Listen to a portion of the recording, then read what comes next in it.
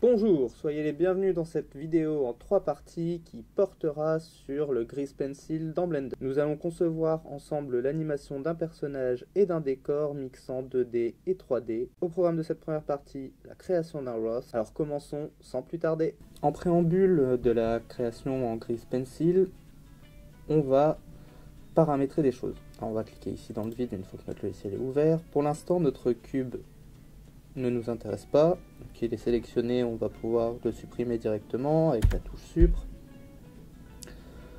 Ensuite, première chose à faire va être d'activer un add-on qui permet d'obtenir des outils de Grease Pencil. Donc on va dans le menu Edit, Préférences, et on choisit Add-on. Ici on va taper Grease Pencil, et on obtient dans la recherche l'add-on à activer. Il suffit de cocher la petite case pour activer l'add-on. Une fois que c'est fait, on peut refermer la fenêtre.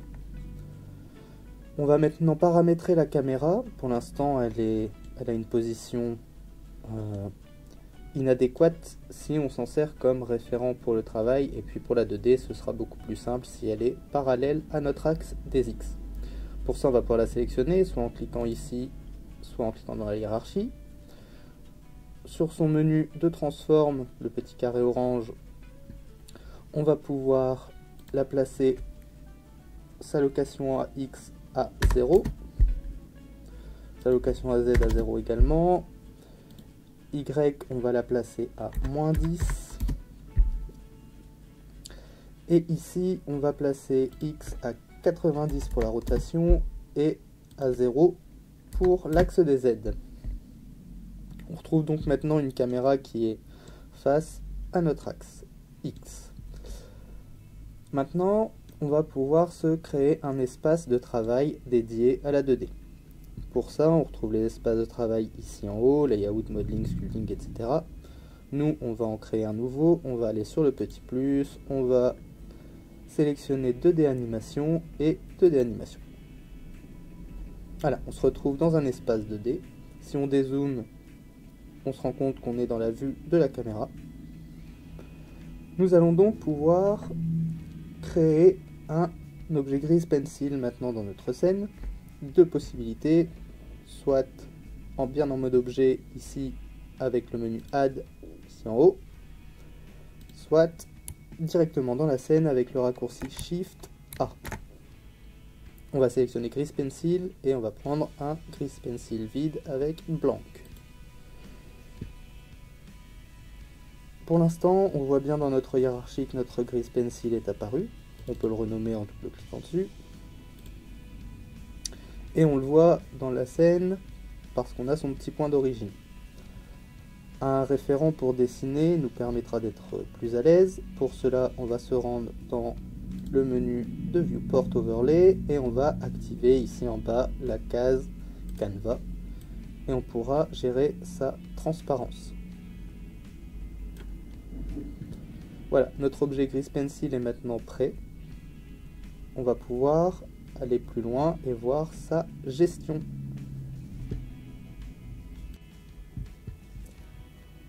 Une fois qu'on a notre objet Grease Pencil dans notre scène, on va pouvoir commencer à travailler avec lui.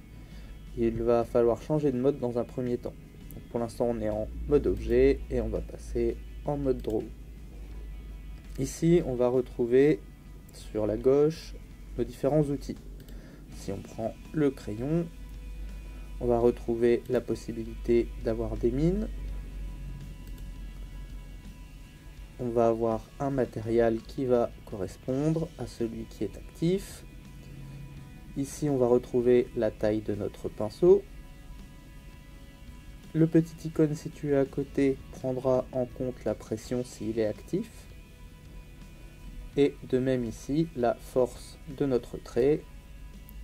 Pour la démonstration, je vais le mettre à fond et je vais désactiver la pression. Et à partir de là, donc, je peux déjà dessiner.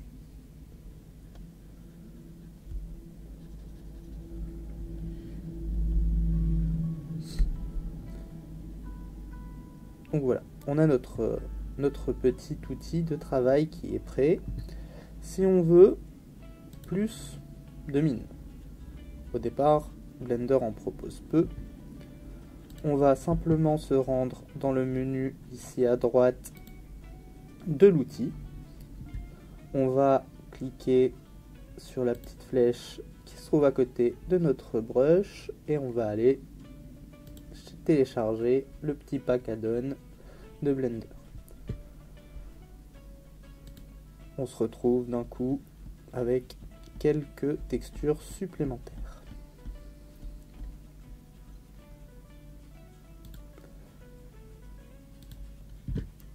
Si on revient ici sur le menu à droite de notre objet GreasePencil, on va pouvoir se rendre compte que c'est ici qu'on gère les différents calques de notre objet.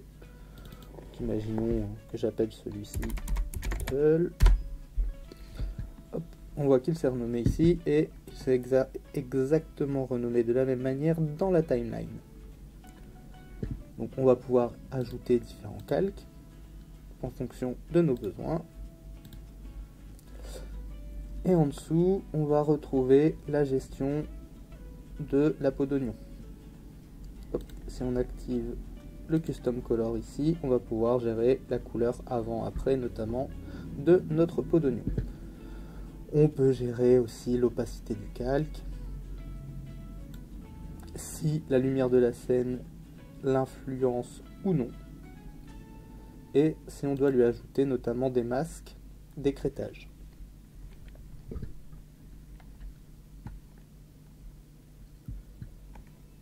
Dans la timeline, ici en bas, on se rend compte que donc on a notre layer et ici on retrouve une clé. Cette clé, c'est une clé d'animation qui est créée automatiquement quand on crée un calque et qui va se créer à l'endroit où on a mis notre petit curseur. Exemple, si je crée un deuxième calque par-dessus celui-ci, on retrouve donc sa clé. Et si je crée un nouveau calque en ayant mon curseur ailleurs, ça créera une première clé pour ce calque à cet endroit-là.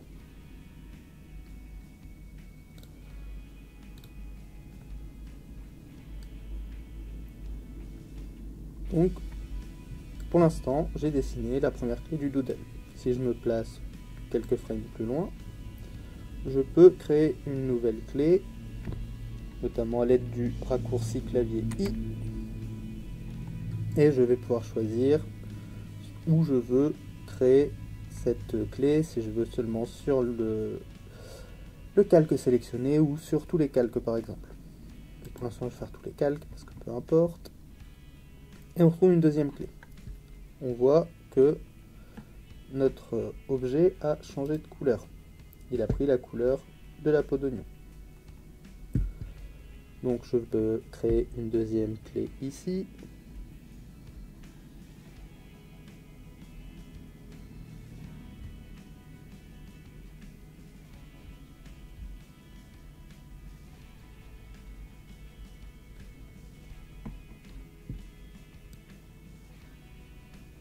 Et on voit la transition. Et ainsi de suite. Une nouvelle clé ici.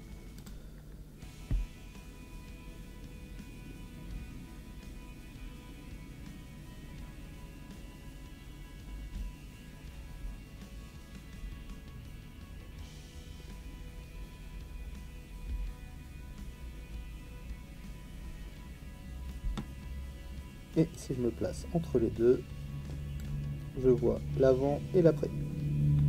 Je vais maintenant supprimer mes clés test et je vais gommer la première en utilisant donc la gomme. Et nous allons voir comment ajouter une image de référence et comment créer des matériels pour dessiner. Comment ajouter une image de référence? On va repasser dans le poste de travail Layout ici en haut. On va appuyer sur le 1 du pavé numérique pour se retrouver bien en face de notre Grease Pencil et on va simplement aller chercher une image et la faire glisser dans notre scène. Hop. On la voit apparaître. On va pour la placer, on va retourner en mode animation 2D. Hop. On la place où on veut. Si on a besoin de la redimensionner, le raccourci pour la scale c'est S. Hop, je la place. Voilà. Je vais pouvoir gérer ici sur la droite dans le menu de l'image son opacité en l'activant.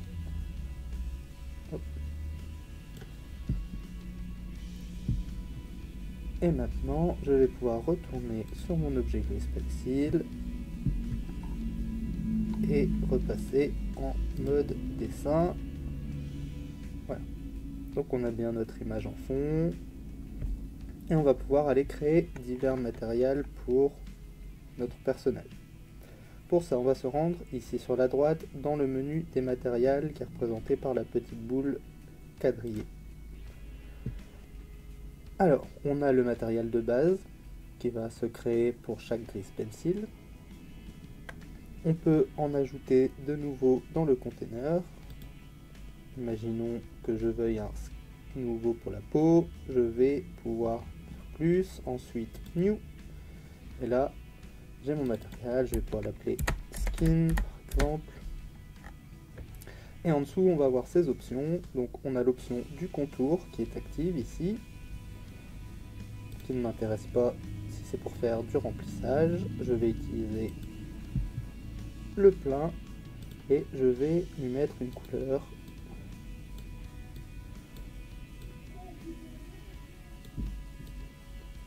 qui me convient pour la peau de mon personnage.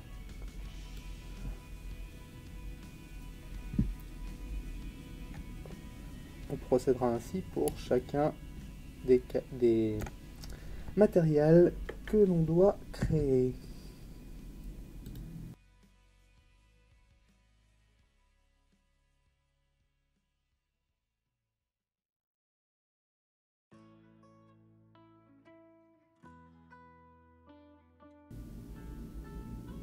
Voilà, les matériaux sont créés, je peux revenir sur mon doodle et je vais pouvoir dessiner. Alors on voit qu'ici le matériel actif est le dernier que j'ai créé puisqu'il est encore sélectionné. Je peux cliquer sur le menu déroulant et je retrouve les différents matériels qui ont été conçus précédemment. Alors pour mon dessin, je vais choisir mon matériel black qui n'a que le contour. Et pour faire un premier rose d'animation, je vais pouvoir tranquillement changer ici, parce qu'on est sur le matériel, on va passer sur une couleur, ce qui fait qu'on conserve l'idée qu'ici on n'a que le contour, mais on va pouvoir en définir une couleur ici. Et à partir de là, on va pouvoir commencer à dessiner.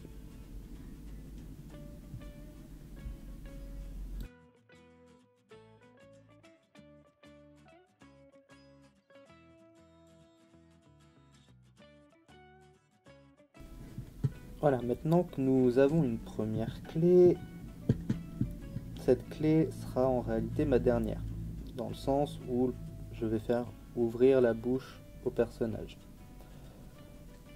Donc, ici, cette première clé, je vais simplement la dupliquer, donc je place mon curseur de souris dans la timeline, et je vais faire un Shift D pour le dupliquer, en la sélectionnant, Shift D, et déplacer, hop, disons qu'on fait ça en 30 frames. Et maintenant, simplement, je vais pouvoir désactiver mon image de fond. Je peux la masquer pour ne conserver que mes clés.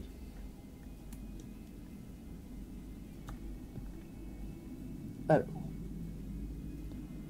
je vais pouvoir modifier ma première clé pour lui fermer la bouche et un peu les yeux, lui redescendre les sourcils.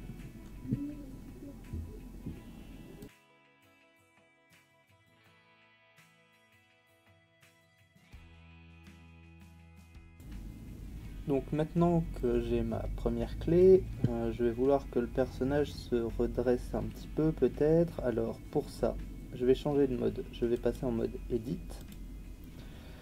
Et ici, on va retrouver nos segments avec nos points. Donc ici on est en sélection par point, on peut être en sélection par segment. En l'occurrence, je vais tout prendre. Donc je vais utiliser le raccourci A. Et je vais utiliser l'outil de rotation et de déplacement. Je vais faire pivoter un petit peu. Le redescendre. Hop. Pivot encore.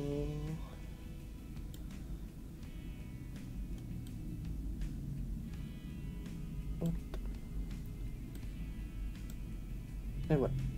Donc maintenant, si j'ai besoin, je peux le sculpter avec le sculpt mode par exemple. Si je veux ici.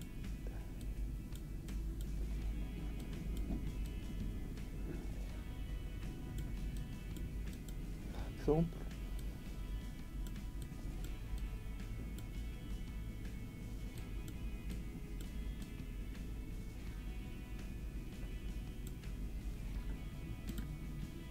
Et repasse en gros mode.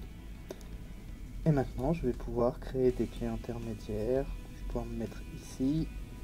Et pareil, soit dupliquer ma clé existante et la rééditer, la remodifier, soit la redessiner complètement.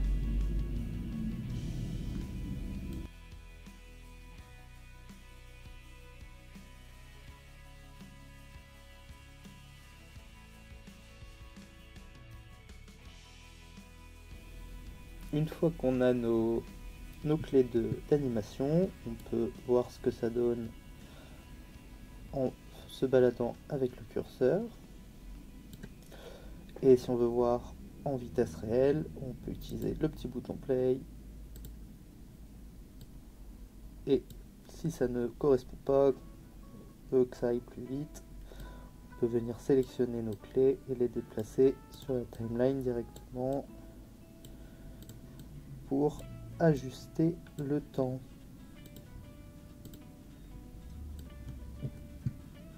Ou ajouter des clés intermédiaires s'il le faut.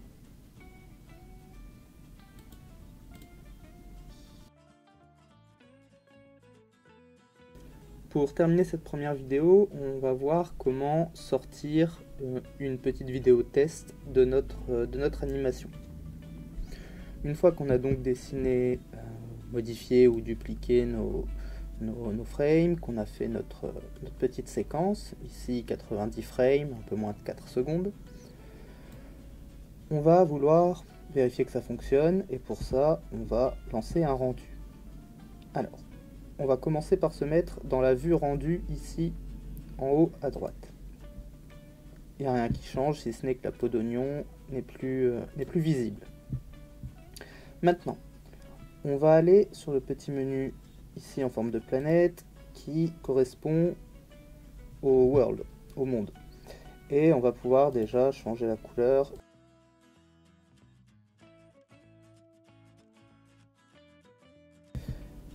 Une fois qu'on a choisi sa couleur, on va pouvoir aller faire le réglage de sortie. Ici, dans ce menu, on va pouvoir vérifier qu'on est bien sur le moteur de rendu Eevee, le plus rapide de Blender. Et on va aller ici pour régler la sortie. Donc on va pouvoir paramétrer notre caméra. Alors moi je vais la laisser au format classique. Et ici on va régler le format et l'emplacement de notre sortie vidéo. On va pouvoir aller choisir un emplacement. Hop. Et maintenant je vais choisir un format à vie pour avoir un format vidéo en direct. Et je vais pouvoir lancer le rendu avec le raccourci CTRL F12. Et là on peut voir les images se compiler. Une fois que ce rendu est terminé, on pourra voir la vidéo. C'est terminé, on peut fermer le rendu et on peut lancer la vidéo. Ça permet de voir si notre animation est correcte et si on a des réglages de keyframe à faire. Nous sommes à la fin de cette première vidéo. Dans la deuxième partie, nous aborderons plus avant les calques, les matériels et leurs usages pour la colorisation. Nous sortirons également une courte bande colorisée de notre personnage. A bientôt!